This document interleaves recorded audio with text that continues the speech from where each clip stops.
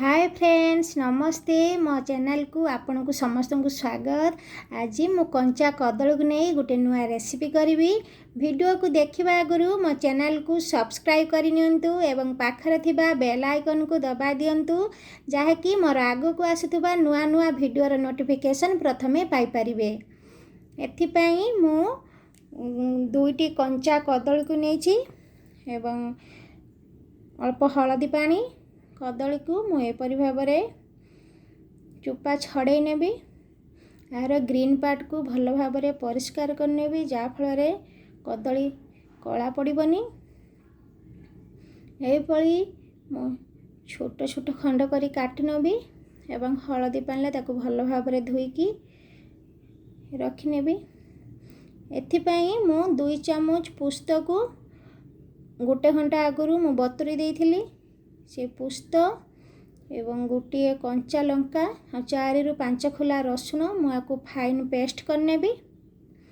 एवं कढ़ाई रे मु गोटे चामच तेल गरम करने से कदली को एथे भाजी नेबी।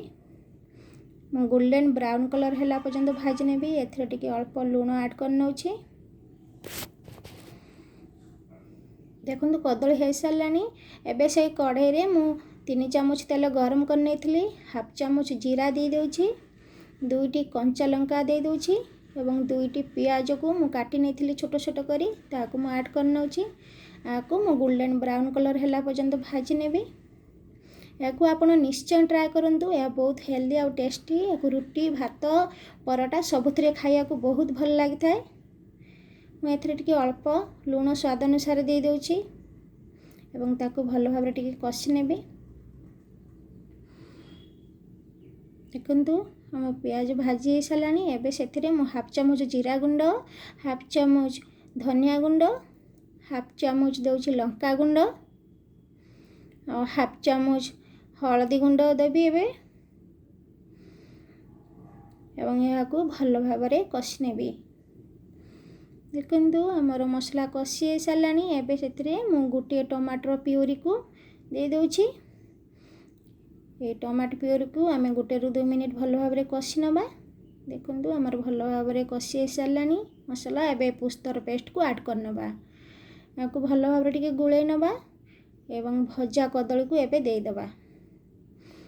यह को आम 2 ରୁ 3 मिनिट टिके भल भाव कषि नवा।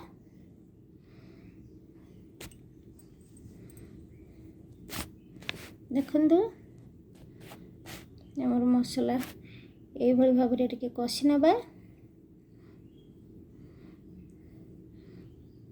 एबे मु एथिरे हाफ चामच कसूरी मेथी ऐड करुछि। आकु आपण निश्चय ऐड करेंगे। आ द्वारा बहुत टेस्ट भल होता है। देखु आमर ये भाव हो सारे। एबे मु गोटे ग्लास पानी को ऐड करुछि एवं यह को मु 5 मिनिट पाई लो फ्लेम रे घोड़े देवी भल भाव फुटिबा पाई। देखु आमर तरकारी हो सारानी। आपन जदि चाहती तो आउ एथिरे अल्प पानी ऐड करि पारंती। आपन जे भली भाव ग्रेवी चाहती से भली भाव पानी टिके ऐड करि पारिबे। मो चैनल को लाइक शेयर और कमेंट लिखा को जमा भूलिबेनी। रोषेई आपन केमिति लागला निश्चय जनइबे। रहुची धन्यवाद। जय जगन्नाथ।